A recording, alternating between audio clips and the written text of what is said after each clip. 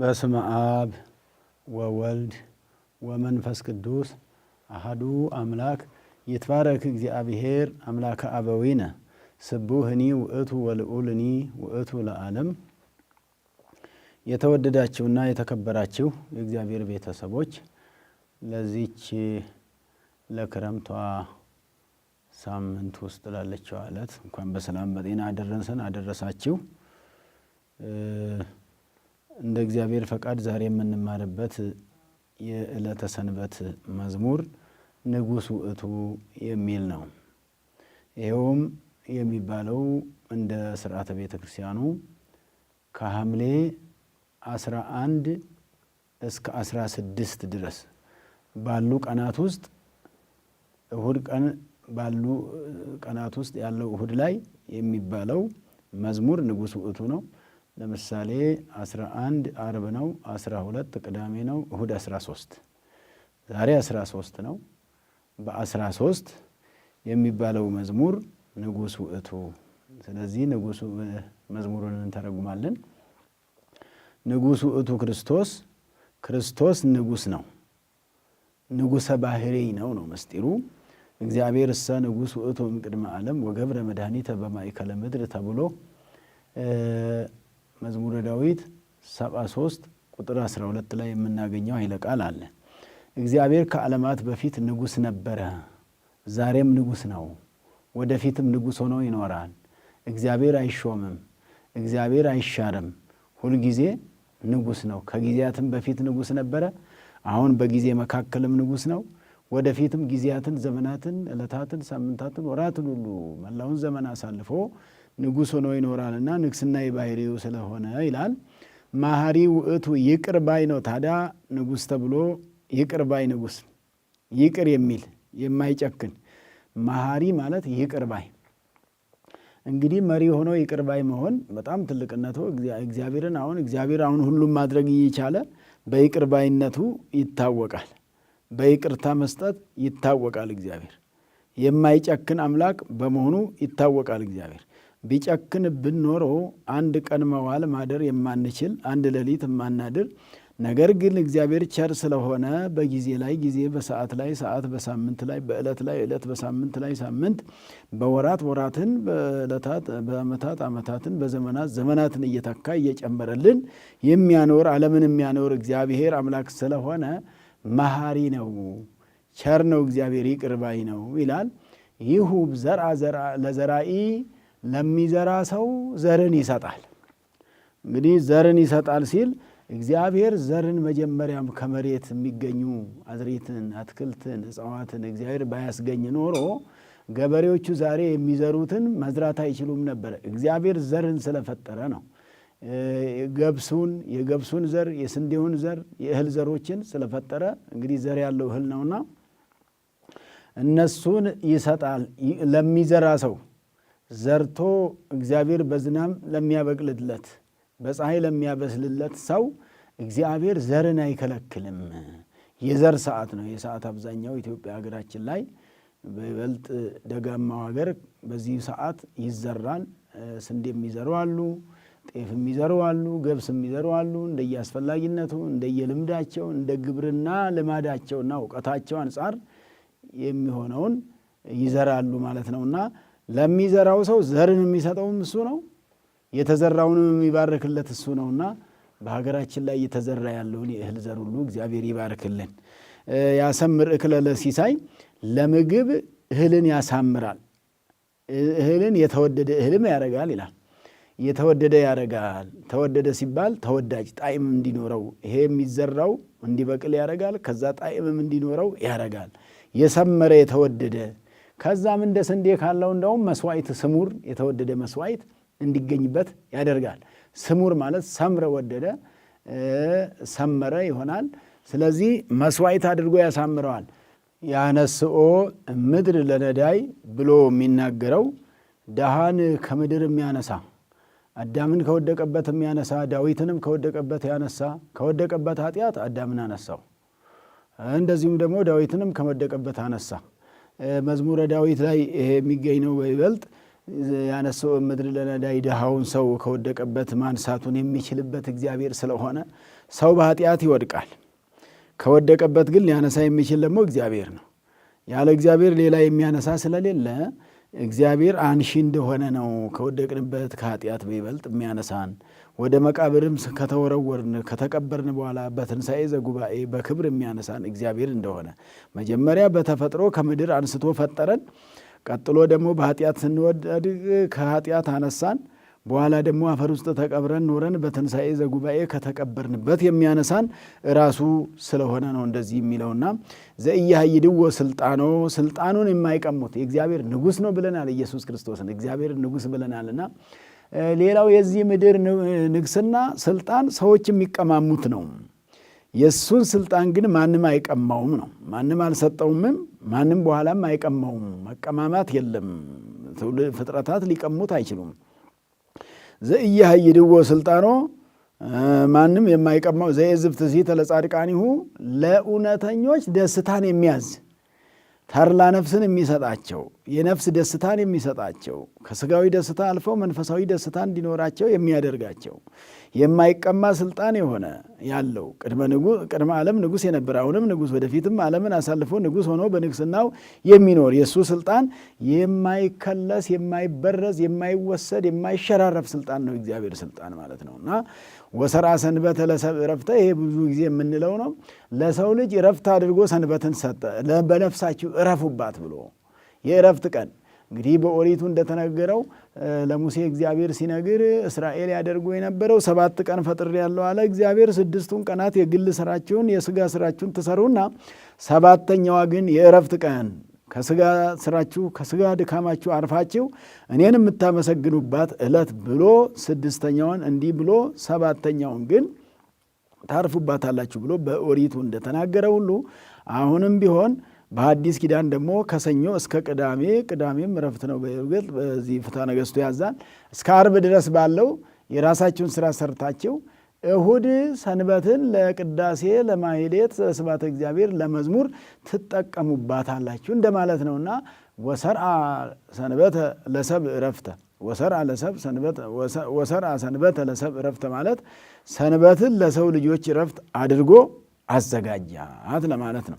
ገባሬ ሕይወት ሕይወትን የሰጠ ሕይወትን የፈጠረ ሕይወተ ሥጋ ሕይወተ ነፍስን የፈጠረ እግዚአብሔር አምላክ ነው። በሥጋችን የምንኖርበትንም ሕይወት የፈጠረ እግዚአብሔር ነው። በነፍሳችን የምንኖርበትንም ሕይወት የፈጠረ እግዚአብሔር ነው። ያርኅዉ ክረምተ በበዓመት በየዓመቱ ክረምትን ይከፍታል ማለት ክረምትን ጊዜውን አስጠብቆ ከሰኔ 26 ጀምሮ ክረምት ያደርጋል ነው። ለ3 ወራት ክረምት እንዲሆን ያደርጋል ነው። ክረምትን እሱ ባያመጣ እሱ ባይከፍት አናገኝም ነበር ማለት ነው። ክረምትን የከፈተ ክረምትን የሰጠን እርሱ ስለሆነ ያርኅዉ ክረምተ በበዓመት ተብሎ ይነገርለታል። ንጉሥ ውእቱ ክርስቶስ በዛው ይጠቃልላል በጀመረው ማለት ነው። ክርስቶስ ንጉሥ ነው። አንዳንዶቹ ሳያውቁት ሌላ ይሉት ነበርና ወንጌል ነው እኮ ይሄ የክርስቶስን ንግስና ብዙዎቹ ቤተ አይሁድ ሳያውቁ ቀርተው ሌላ ነገር ይናገሩበት ስለነበረ ክርስቶስ ንጉሥ ነው እንጂ ሌላ ተላላኪም አይደለም። ከሱ በላይ ሌላ አምላክ ያለውም አይደለም። ራሱ የዘላለም አምላክ ነው። አምላክ ዘበአማን ነው በሚለው ክርስቶስ ንጉሥ ነው የሚለው በሱ መልክ የምንመለከተው ስለሆነ የመዝሙሩ ሐሳብ ይሄን ይመስላል። ከዛ ተያይዞ ደግሞ የዕለቱ ምስባክ መዝሙሩ የዕለቱ ንጉሥ ውእቱ የሚለው ከሐምሌ 11 እስከ 16 የሚባለው መልእክታቱም በራሳቸው አሉ። ምስባክ ደግሞ ዘያበቁል ሳኢረ ለእንስሳ ይላል። መዝሙረ ዳዊት 103 ቁጥር 14 ላይ ዘያበቁል ሳኢረ ለእንስሳ ለእንስሳት ሳርን የሚያበቅልላቸው እሱ ንጉሥ እግዚአብሔር ነው። ንጉሥ የተባለው ኢየሱስ ክርስቶስ ንጉሠ ሰማያት ወምድር በምድርም ንግስና ያለው በሰማይም ንግስና ያለው በምድር ግን ዋጋ የከፈለ ለኛ ብሎ ለእንስሳ ሳርን የሚያበቅል እሱ ዝናብ ባያዘን ብኖሮ እንስሳት ሳር አይበቅልላቸውም።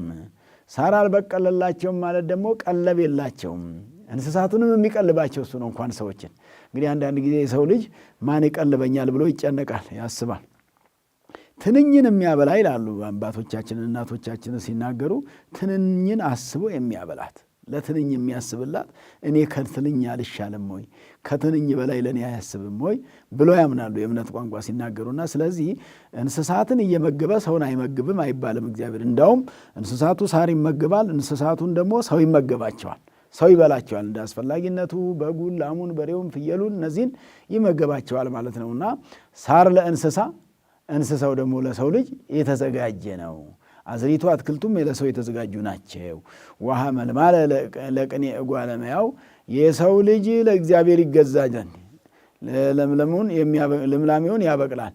ቅኔ ማለት መገዛት።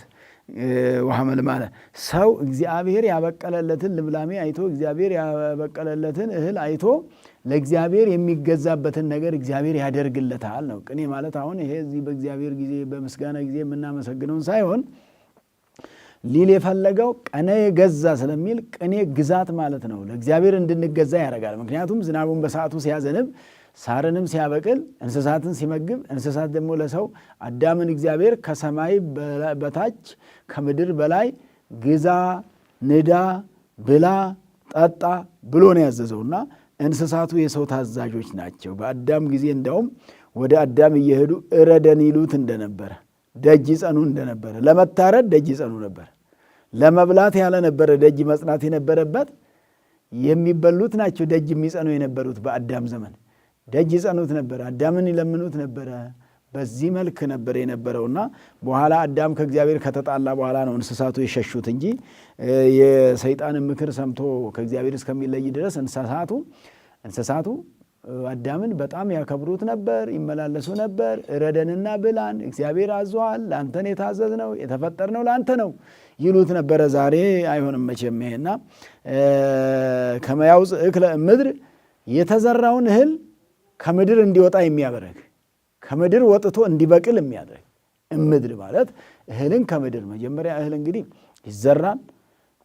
ይዘራ በሐሳር ወይትነሳ በክብር ይላል ቅዱስ ጳውሎስ። ስለዚህ ሲናገር በአንደኛ ቆሮንቶስ ምዕራፍ 15 ላይ ይሄ የሚዘራ ሁሉ በውርደት ይዘራል በክብር ይነሳል አለ። ምን ማለት ነው? እህል ሲዘራ አፈር ውስጥ ይገባና አፈር ያበሰብሰዋል። ከበሰበሰ በኋላ ይፈርሳል። ከፈረሰ በኋላ እንደገና በቅሎ ቡቃያ ይሆናል። ከዛ ደግሞ ያድጋል፣ ጎምር ይሆናል፣ ፍሬ ያፈራል፣ ይታጨዳል፣ ይበላል ማለት ነው። ስለዚህ ከምድር እህልን የሚያስገኝ እህልን ከምድር እንዲወጣ የሚያደርግ እዛው የፈረሰበት የበሰበሰበት እንዳይቀር ይላል ቅዱስ ጳውሎስ። ግን ይህንን ሮሜ እዚህ ቆሮንቶስ ምዕራፍ 15 ላይ ሲናገር ሰው እንደዚህ ነው፣ እንደ እህል ነው አለ። እህል ዛሬ ሲወድቅ ይፈርሳል፣ ይበሰብሳል፣ በኋላ ሲበቅል ደግሞ ይነሳል ማለት ነው። ሰው ዛሬ አፈር ውስጥ ገብቶ ይፈርሳል፣ ይበሰብሳል። ነገር ግን በኋላ ደግሞ በትንሣኤ ዘጉባኤ በክብር ይነሳል። አሁን በውርደት ይዘራል ማለት አሁን መቀበር አፈር ውስጥ መግባት ያው ውርደት ነው ለአንድ ሰው። ለተከበረ ሰው ግባ አፈር ውስጥ ገብቶ አፈር አልብሶ አፈር ውስጥ አስገብቶ ጉድጓድ አስገብቶ ድንጋዩ ላይ ጭኖ አፈር ማልበስ ያው ውርደት ነው፣ ክብር የለውም። ይሄ በውርደት የተቀበረ በክብር ይነሳል። የሰው ልጅም እህል ሲዘራ አፈር ውስጥ ተበትኖ እንደገና እንደሚነሳ ሁሉ ሰውም በትንሣኤ ዘጉባኤ በክብር ይነሳል። እንደፈረሰ እንደበሰበሰ አይቀርም። ከመ ያውፅእ እክለ እምድር እህልን ከምድር ያወጣ ዘንድ እንዳለው እህልን ከምድር ያወጣ ዘንድ የተባለ እግዚአብሔር አምላክ እሱ ንጉሥ ነው ለማለት ነው። እንግዲህ የመዝሙሩ የቅዱስ ያሬድ መዝሙር ነው። አምላከ ቅዱስ ያሬድ በረከቱን ያድለን። ዳዊቱ ደግሞ የዳዊት መዝሙር ነው። አምላከ ቅዱስ ዳዊት የቸርነቱን ስራ ይስራልን ለማለት ነው። እንግዲህ የዕለቱ ወንጌል ደግሞ የማቴዎስ ወንጌል ምዕራፍ 22 ቁጥር 1 ላይ የምታገኙት ነው። የማቴዎስ ወንጌል ምዕራፍ 22 ቁጥር 1 ላይ እንዲህ ይለናል። ኢየሱስም መለሰ ደግሞም በምሳሌ ነገራቸው እንዲህም አለ፣ መንግሥተ ሰማያት ለልጁ ሰርግ ያደረገ ንጉሥን ትመስላለች። መንግሥተ ሰማያት ምን ትመስላለች አለ? ለልጁ ሰርግ ያደረገ ንጉሥን ትመስል ብእሴ ንጉሠ ዘገብረ ከብካበ ለወልዱ። ለልጁ መንግሥተ ሰማያት ኢየሱስ ክርስቶስ ነው በምሳሌ ያስተማረው። መንግሥተ ሰማያት ለልጁ ሰርግ ያደረገ ንጉሥን ትመስላለች። ያ ሰውዬ ሰርግ አዘጋጅቶ የሚበላ የሚጠጣ ካዘጋጀ በኋላ ቦታም ካዘጋጀ በኋላ እዚህ ላይ ተቀመጡ፣ እዚህ ላይ ብሉ፣ እዚህ ላይ ጠጡ፣ እዚህ ላይ ተስተናገዱ ለማለት ወንበር አዘጋጅቶ ሰፊ ቤት ያለው ሰው ከሆነ ቤቱን አስፍቶ አጽድቶ አስተካክሎ፣ ቤት የሚጠበው ከሆነ ደግሞ ከተስተናጋጆቹ አንጻር ድንኳን ተክሎ፣ እንደ ዛሬ በደረስንበት ዘመናችን ግን ትልልቅ አዳራሾች አሉ ለሰርግ የሚከራዩና እንደሱ አይነቱን ወይ ሊከራይ ይችላል ወይ ከራሱ የሚኖረው ይሆናል። በዛ ላይ ኑ ብሉ ኑ ጠጡ ብሎ ይጠራል። ይሄ ምሳሌ ነው። ያም ሰውዬ ይጠራል። ኑ ብሉ ኑ ጠጡ ብሎ እንግዲህ ምንም ክፈሉ አልተባለም፣ በነፃ ነው ኑ ብሉ ኑ ጠጡ የተባሉት። የታደሙ ወደ ሰርጉ ይጠሩ ዘንድ ባሮቹን ላከ ይላል። መልእክተኛ ነው። እንደ ዛሬ ስልክ የሚደወልበት ዘመን አይሆንም። ያ ጌታ ኢየሱስ ክርስቶስ ምሳሌ መስሎ የተናገረበት። ዛሬም ቢሆን ጌታ ኢየሱስ ክርስቶስ እንዳደረገው ሰዎች ሰርግ ይጠራሉ፣ በወረቀት ይጠራሉ፣ በስልክ ይጠራሉ፣ በማስታወቂያ ይጠራሉ፣ በሚችሉት ነገር ሁሉ ዘመን ባስገኘው መገናኛ ብዙሃን ይጠራሉ ማለት ነው። ብዙሃንን በሚያገናኝ ብዙ ሰዎች በሚገናኙበት ብዙ ሰዎች በሚነጋገሩበት ይመጡ ዘንድ ጥሪ ያደርጋል። የታደሙትን ጠሩ፣ ወደ ሰርጉ ይጠሩ ዘንድ ባሮቹን ላከ። ሊመጡም አልወደዱ። የሚያሳዝነው ባለሰርጉ ጠርቷል፣ ኑ ብሉልኝ ኑ ጠጡልኝ ብሏል። ተጠሪዎቹ ግን የታደሙት ግን ሊመጡ አልፈቀዱም፣ እምቢታ አሳዩ። ደግሞ ሌሎች ባሮችን ደግሞ ልኮ እንደገና ሌሎችም ላከ። ተስፋም አልቆረጠም። ደጋግሞ ነው ይልክ የነበረው። አንዴ በላካቸው አልመጡልኝም ብሎ አላኮረፈም። በሁለት ጠሪ አንዳንድ ጊዜ ሲቀሩበት ያኮርፋል። ላኩርፍ አላለም። ካኮረፉኝ ከተውኝ ልተዋቸው አላለም። ክርስቲያኖች ሌሎቻችሁም የሰው ልጅ ሰርግ ደግሳችሁ መርሐ ግብር አድርጋችሁ ሰው ጠርታችሁ ለእነሱ ብሎ የተዘጋጀ ኖሮ ቀድሞ ጥሪ ደርሷቸው አልመጣ ሲሉ በጣም ያዝናሉ ጠሪዎች፣ ይቀየማሉ ጠሪዎች። ይሄኛው ንጉሥ ቸር ንጉሥ ነውና መሐሪ ነውና ይቅር ባይ ነውና ብዙ አልተቀየማቸውም። ድጋሜ እንደገና የሚጠሩትን የላካቸው ሂዱና ጥሯቸው አላቸው። አሁንም ድግሴን አዘጋጀው፣ ኮርማዎቼን አረድኩኝ፣ የሰቡትን ከብቶች አርጃቸዋለሁ፣ ሁሉም ተዘጋጅተዋል፣ ወደ ሰርጉ ኑ በሏቸው ብሎ እንደገና ድጋሜ ላከ። ተዘጋጅቷል የሚበላው አለ። ኮርማዎቼን ያለ የሰቡትን አለ ሜል ገች ይላልና እነዚህን ሁሉ ማለት የሜል ማለት የሰቡ ጊደሮችን፣ የሰቡ በሬዎችን፣ ላሞችን፣ በጎችን፣ ፍየሎችን ስባታቸውን አይቶ እንዴት እንደሰቡ አስብቷቸዋል፣ አዘጋጅቷቸዋል። ወአስባይክሙ ልበክሙ ከመ ዘያሰብ ላይ መልዕለተ ጥባት ይላል ቅዱስ ያዕቆብ በመልእክቱ ላይ። እንግዲህ እንስሳት ይሰባሉ፣ ሰው ልቡናውን ሲያሰባ ግን መልካም አይደለም። ልቡናውን ማስባት ልቡናውን ማደንደን መልካም አይደለምና፣ ነገር ግን እንስሳት ቢደነድኑ ቢሰቡ ባህሪያቸው ነው፣ ልማዳቸው ነው፣ የተፈጠሩትም ለዚህ ነው። እና እነዚህ ሰዎች እዛ ሰውየው ላሞችን ያደልባል፣ እነዚህ ግን ልባቸውን አደለቡ፣ ልባቸውን አደነደኑ። ጥሪ የማይሰሙ ሆኑ፣ በጥሪው የማይመጡ የማይቀርቡ፣ እየተጠሩ እየተነገራቸው የማይመጡ ሆነውበታል። በዚህ ጊዜ ነው ጌታ ኢየሱስ ክርስቶስ እነሱ ግን አሁንም ቸል ብለዋል። ሌላም አንዱ ወደ ንግዱ ሲሄድ፣ አንዱ ወደ እርሻው ሲሄድ፣ አንዱ ማቄን ጨርቄን ምክንያት ሲያበዙ፣ በዚህ ምክንያት እንደውም ወደ መጨረሻው መልእክተኞቹን አንገላቷቸውም ገደሏቸውም ይላል። መልእክተኛ መልካም መልእክት ይዞ ይመጣን ኑ ብሉ ባለ ወደ ሰርግ ታደሙ ያሉትን ንጉሡ የላካቸውን የከበሩትን ሰዎች የንጉሥ መልእክተኞችን ገደሉ። አልፈለጉም ማለት ነው። ሰው ሲከፋ እንግዲህ እንደው የሚደረግለትንም አያውቅም፣ ሌላ ነው የሚያስበው። ንጉሡም ተቆጣ ይላል። በዚህ ጊዜ ጭፍሮቹን ላከ ይላል። እንደገና ተቆጥቶ ጭፍሮቹን ላካቸው፣ እነዚያን ገዳዮች አጠፋ ይላል። እነዛን ገዳዮች አጥፍቷቸዋል፣ ከተማቸውንም አቃጠለ ንጉሡ። እነዛን ገዳዮች አጠፋቸው፣ ከተማቸውንም አቃጠለ። እንግዲህ ወደ መንገድ ወጥታችሁ መንገደኛውን ሁሉ ወጪውን ወራጁን በመንገድ ኃላፊውን አግዳሚውን የሚያልፈውን የሚተላለፈውን ጠርታችሁ እነሱ ይምጡ ብሎ እነሱ ተጠሩ። ከእነሱም ብዛት የተነሳ የሰርጉ ቤት ሞላ። ንጉሥም የተቀመጡትን ሰዎች ሊያይ ገባ። በገባም ጊዜ የሰርግ ልብስ ያለበሰ ሰው አገኘ። እፎ ቦይ ከዚህ ወንድም የሰርግ ልብስ ሳትለብስ እንዴት እዚህ ገባ አለው። እንግዲህ ባይኖረኝ ነው የሚለው። ባይኖረኝ ቢል ያንኑ ያለውን ከውሃ ያላደረስክ ያላጠብክ ግድ ሌላ አዲስ ልብስ አምጦ አላለም ንጉሡ። ቢያንስ የጸዳ ልብስ ለብሳችሁ መምጣት ነበረባቸው የሚለውን አስቦ አንዱ በእንደዛ ልክ ሲነገረው የማይሰማው ሆነ። እጁን እግሩን አስረው ወደ ውጭ እንዲጥሉት አደረገ ማለት ነው። እጁን እግሩን አጥረው ወደ ውጭ እንዲጥሉት አደረገና ከዛ ጌታ ኢየሱስ ክርስቶስ ምን አለ? ብዙሃን ጽውዓን ወህዳጣን ህሩያን። የተጠሩ ብዙዎች ናቸው፣ የተመረጡ ግን ጥቂቶች ናቸው አለ ጌታ ኢየሱስ ክርስቶስ። እስከዚህ ድረስ ቢባል የሚበቃ ነው። እስከ ቁጥር 14 ድረስ ቢባል ማቴዎስ ምዕራፍ 1 ቁጥር 14 ላይ፣ ማቴዎስ ምዕራፍ 22 ቁጥር 1 እስከ 14 ነው የዕለቱ ወንጌል። በዚህ ጊዜ የተጠሩ ብዙዎች ናቸው፣ የተመረጡ ግን ጥቂቶች ናቸው ብሎ ተናገረ ጌታ ኢየሱስ። ይሄ ሁሉ ምሳሌ ነው። ንጉሥ የተባለ እግዚአብሔር ነው። ፈጣሪ ዓለማት ነው። ዓለምን የፈጠረ ነው። መንግሥተ ሰማያትን የፈጠረ ነው። መንግሥተ ሰማያትን ለሰው ልጅ ያዘጋጀ እግዚአብሔር ኢየሱስ ክርስቶስ ነው። አምላክ ነው። እሱ መንግሥተ ሰማያትን የሚያወርሰን ነውና በምሳሌ ተናገረ። ንጉሥ አለ። ንጉሥ ብሎ ያለው ራሱን ነው። ራሱ ንጉሥ ነው። ኢየሱስ ክርስቶስ ንጉሥ ስለሆነ ንጉሠ ሰማያት ወምድር፣ ቅድም እንዳልኩት ሁሉ እሱ ንጉሥ ነውና ንጉሥነቱን በዚህ መልክ ራሱ ተናገረና ምንድን ያለው? ለልጁ ሰርግን፣ ለልጁ ለአዳም መንግሥተ ሰማያትን ያዘጋጀ፣ ለልጁ ለአዳም አባቱ እግዚአብሔር አባቱ ኢየሱስ ክርስቶስ መንግሥተ ሰማያትን ያዘጋጀ፣ ልጁ አዳም ልጆቹ እኛ ሁላችንም ለሁላችንም መንግሥተ ሰማያትን ያዘጋጀ፣ መንግሥተ ሰማያት አዘጋጅቶ ሥጋዬን ደሜን ብሉ ያለ፣ ጠጡ ያለ፣ ጽደቁ ያለ፣ ዳኑ ያለ።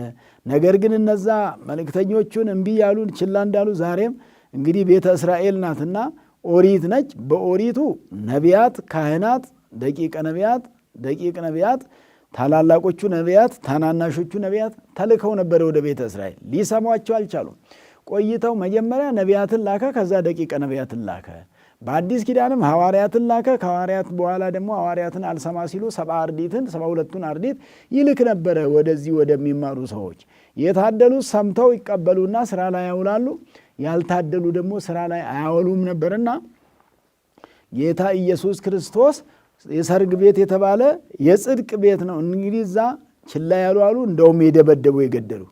በብሉይ ኪዳን የተላኩላቸውን ነቢያትን እነ ኢሳይያስን የገደሉ ሰዎች አሉ። የኢሳይያስ ቤተሰቦች ቤተ እስራኤል፣ የእስራኤል ቤቶች ኢሳይያስን በመጋዝ ተርትረው ነው የገደሉት እንደ ጠላት። ያን ሁሉ ትንቢት ተንብዮላቸው ድንግል ትጸንስ ወትወልድ ወልደ ብሎ ሲናገር በምናሴ አድሮ ነው ሰይጣን ያሰቀለው።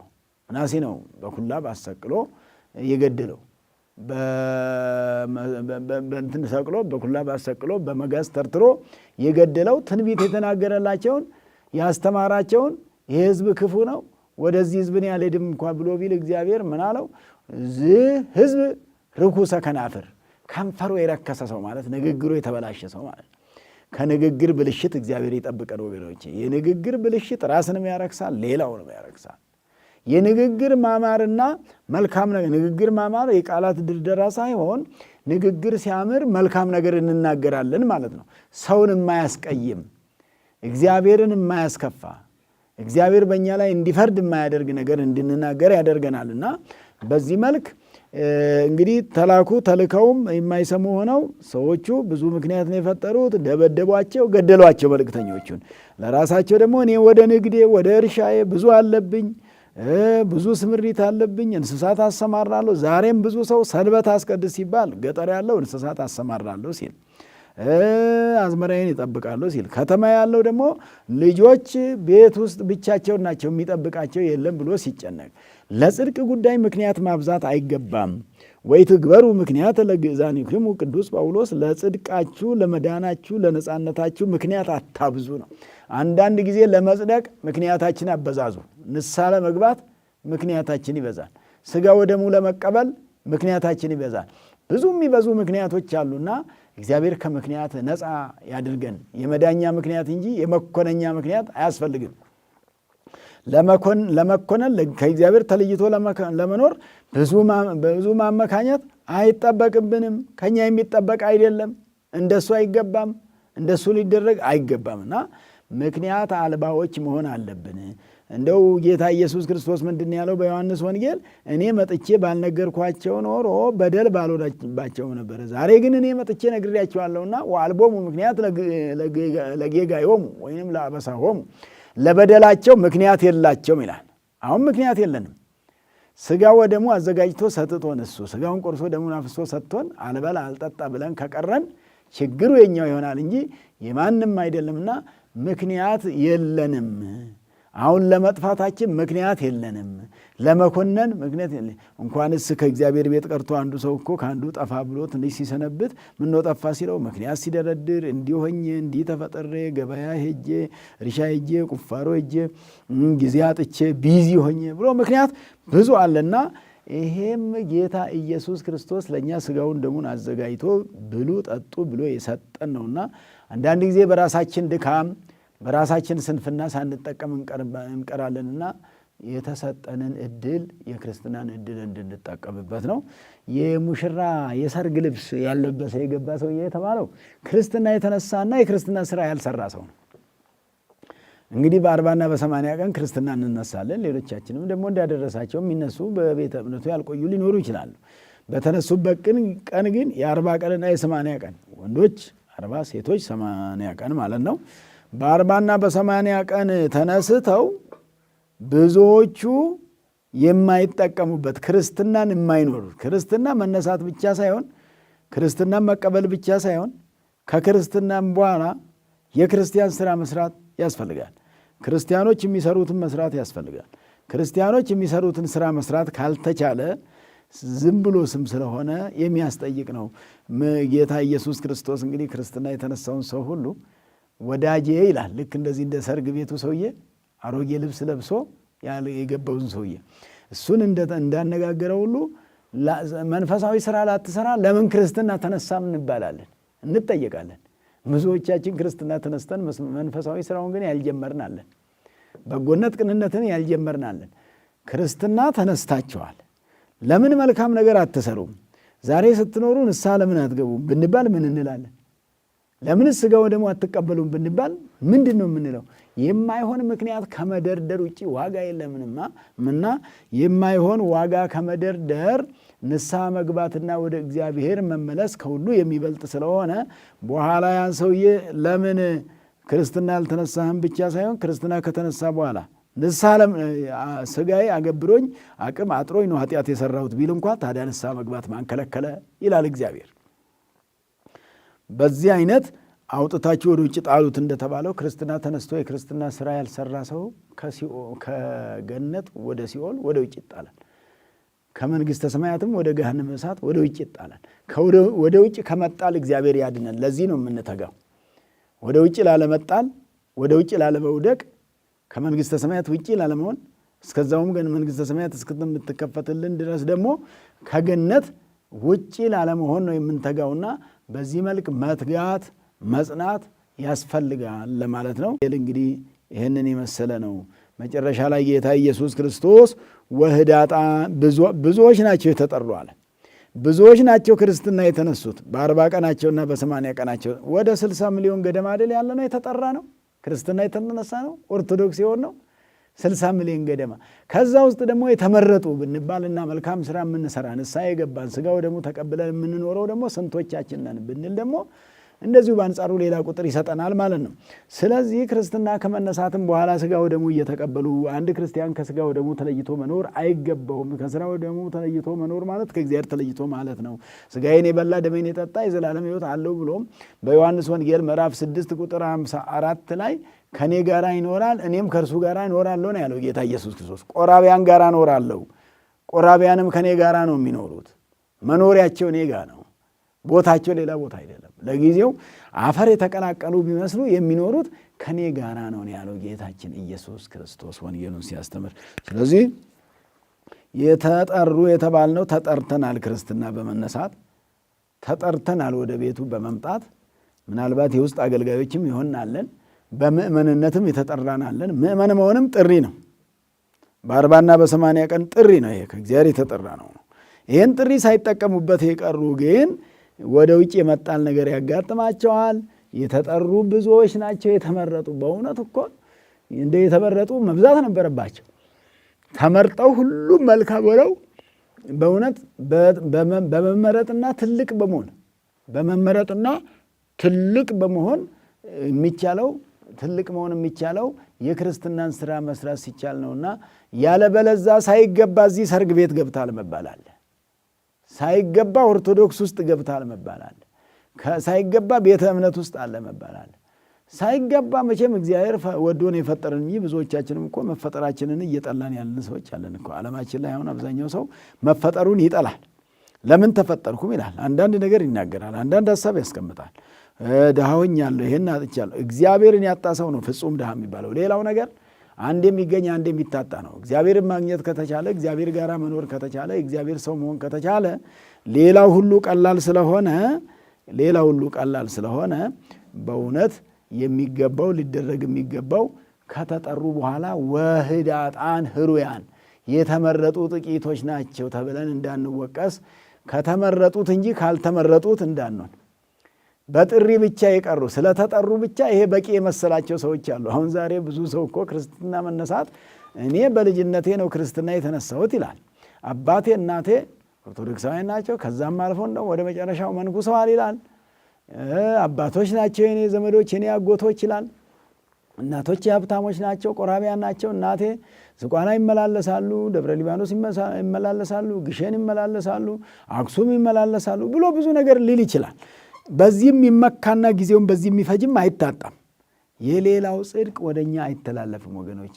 ጊዜያዊ በረከት ብናገኝ እንኳን እንድንጸናና እንደነሱ እንድንሆን ነው እንጂ ዝም ብለን በርቀት እያየን የጸደቁ ሰዎችን ስላየን እኛ ጸደቅን ማለት አይደለም። ንስሐ የገቡ ሰዎችን አየን ማለት እኛ ንስሐ ገባን ማለት አይደለም።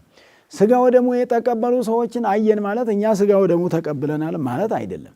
ስጋ ወደሙ መቀበል ነው እንጂ ስጋ ወደሙ የተቀበሉትን ማየት ሕፃናትን ሲያቆርቡ መኖር አይደለም። ሕፃናት እንደውም በደል የለባቸው ኃጢአት የለባቸውም። በየቀኑ ሕፃናትን ማቁረብ አይገባም። በደል የሌለባቸውን ኃጢአት የሌለባቸውን ከእድፍ የሚታጸበው እኮ ያደፈ ነው፣ በኃጢአት ያደፈ ነው እንጂ መታጠብ ያለበት በኃጢአት ያላደፈ መታጠብ አይጠበቅበትምና ወሕጽቡ ገጸክሙ፣ አዎ ፊታችሁን እጠቡ የተባልነው አንበአ ንስሐ ነው።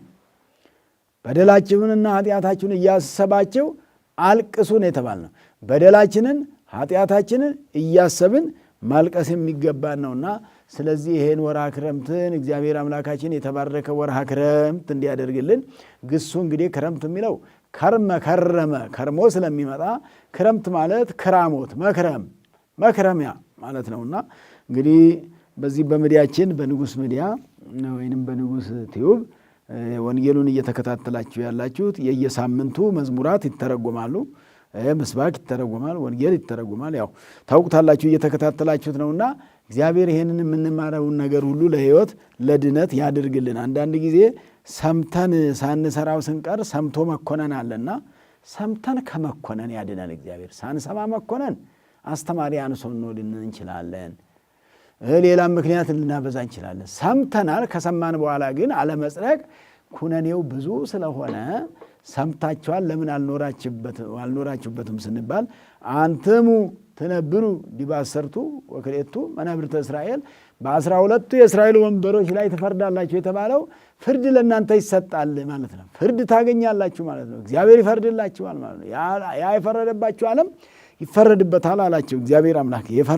የፈረደባችሁ ዓለም ይፈረድበታል፣ በእናንተ ላይ የፈረዱ ክፎች ይፈረድባቸዋል ራሳቸውም ብሎ እንደተነገረ ሁሉ በዚህ መልክ የምንመለከተው ስለሆነ ንጉሥ የሚለው መዝሙር ምስባኩ እግዚአብሔር ንጉሥ ውእቱ የሚለው ቢሆን ጥሩ ይመስላል። ያው እንደ አስተያየት ነው እንግዲህ ይሄ በድሮ ግጻው የተቀመጠ ነው እንጂ በመዝሙረ ዳዊት መዝሙር 73 ቁጥር 12 ላይ እግዚአብሔር እሰ ንጉሥ ውእቱ፣ እግዚአብሔር ንጉሥ ነው ይላል።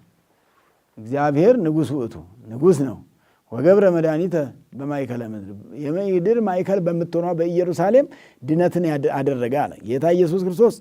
የተጸነሰ በኢየሩሳሌም፣ የተወለደ በኢየሩሳሌም፣ ያደገ በኢየሩሳሌም፣ የተሰደደ ከኢየሩሳሌም፣ የተመለሰ ወደ ኢየሩሳሌም። ይህን ሁሉ ካደረገ በኋላ ግን በመጨረሻው ሰዓት ደግሞ የተጠመቀውን በ30 ዓመቱ በዮርዳኖስ ወንዝ በኢየሩሳሌም ነው። ከተጠመቀ በኋላ 3 ዓመት ከ3 ወር ያስተማረ ደግሞ ኢየሩሳሌምን ዞሮ ነው ወንጌል ያስተማረው። በኋላም ያደረገው ከዚህ ነው። ምስጢረ ትንሣኤ ሙታን የተሰቀለ በዚህ ነው፣ የተቀበረ በዚህ ነው፣ የተነሳ በዚህ ነው። እቺ የታደለች ሀገር ኢየሩሳሌም ኢየሱስ ክርስቶስ የመረጣት ማእከለ ምድር ስለሆነች የምድር መካከለኛ፣ ወደ ሰሜንም ቢሄዱ፣ ወደ ምስራቅ ቢሄዱ፣ ወደ ምዕራብ ቢሄዱ፣ ወደ ደቡብ ቢሄዱ፣ ወደ ሁሉም አቅጣጫ ቢለካ መካከለኛው የት ነው? መነሻው ኢየሩሳሌም ነው። ዛሬ እኛ ከ4 ኪሎ ከፒያሳ መነሻ ተደርጎ ኪሎ ሜትሩ ከዚህ ሲሄድ ተብሎ የሚለካው አይነት ያን ጊዜ መለኪያ የነበረችው ኢየሩሳሌም ናት። በይበልጥ የወንጌል መለኪያ፣ የመንፈሳዊ ሕይወት መለኪያ፣ የእግዚአብሔር ቃል መለኪያ፣ የኢየሱስ ክርስቶስ መለኪያ፣ ኢየሱስ ክርስቶስ የተወለደባትና ሥራ የሰራባት ዓለምን ያዳነባት ቦታ፣ ሰው የሆነባት ቦታ፣ ሰው ሆኖ የተመላለሰበት ቦታ፣ በኋላም ሰው ሆኖ ያረገባት ቦታ ናትና ኢየሩሳሌም ማለት ሀገረ ሰላም ማለት ነው። ምን ማለት ነው? ኢየሩሳሌም ማለት ሀገረ ሰላም ወፍቅር ማለት ነውና ኢየሩሳሌም ማለት የሰላምና የፍቅር አገር ማለት ነውና ለእኛም ሀገራችን ኢትዮጵያን ሀገረ ሰላም ወፍቅር ያድርግልን፣ አሜን። ልቡናችንንም ሀገረ ሰላም ወፍቅር ያድርግልን፣ አሜን። አንደኛችን ከአንዱ ጋር የምንኖረውን አኗኗር ሁሉ የሰላም የፍቅር ያድርግልን እግዚአብሔር። ሰላም ከሁሉ ይበልጣል። ሰላም ገንዘብ ነው። ሰላም ሀብት ነው። ሰላም ልብስ ነው። ሰላም እውቀት ነው። ሰላም ማንነት ነው። ሰላም ሁሉ ነገራችን ነውና ሰላምን ሁሉ ነገራችን እንደሆነ አውቀን ለሰላሙ ሁላችንም የምንሰጠው ትኩረት ሁሉ የተሻለ ሊሆን ስለሚገባ ለሰላሙ የምንሰጠው ትኩረት ከሌላው መብለጥ አለበት። ሰላም ካልቀደመ አሁን ገበሬዎቹ እየዘሩ ነው ብያቸዋለሁ። በየት ይዘራሉ? ሰላሙ ከሌለ አራሾቹ እንዴት አድርገው ያርሳሉ? በሮቹስ እንዴት ይጠመዳሉ? በሮቹስ ሳራቸውን ለመብላትም ይቸገራሉ አንዳንድ ጊዜ ቤት ውስጥ ካልሆነ በስተቀር። ስለዚህ እግዚአብሔር ሁሉም በጊዜው ያደርግ ዘንድ በዚህ ልክ እግዚአብሔርን መለመን ያስፈልጋልና ሰላም የሚባል ለሁሉ ሰው መድኃኒትና ሕይወት የሆነ በይበልጥ በዚህ ዘመን ዓለም ሰላም አጥቶ የተጨነቀበት ዘመን ነው። ሰው እንግዲህ ራሱን ሰላም የሚያሳጣ ነገር ይሰራል። ሰይጣንም ሰላም ያሳጣል። የግል ጥቅም ሰላም እንዳያገኝ ያደርጋልና ከግል ጥቅምም ቆጠብ ተብሎ ለሰላም ዋጋ ሰጥቶ ለሰላም ትኩረት ሰጥቶ ከእጃችንም እንዳይጠፋ አስበን ሰላሙ ከእጃችን ከጠፋ ከእጃችን ከወጣ መመለሻ የለውምና ከእጃችን እንዳይወጣ ብለን ስናስብ ሕይወት እናገኝበታለን ለማለት ነው። አምላካችን መድኃኒታችን ኢየሱስ ክርስቶስ የቸርነቱን ሥራ እንዲሰራልን ከመከራ ሥጋ ከመከራ ነፍስ እንዲጠብቀን ይህንን ሚዲያችንን ንጉሥ ሚዲያን የምትከታተሉ ሁሉ እግዚአብሔር በረከቱን ያድልልን። ይህንን ለማቀናበር ለማስተካከል ወደ እናንተ እንዲደርስ ደግሞ የሚለፉ ሊቃነ ዲያቆናትን እግዚአብሔር በበረከት በረድኤት እንዲጠብቅልን ከክፉ ነገር ሁሉ እንዲሰውርልን። ወስብሐት ለእግዚአብሔር። ይቆየን።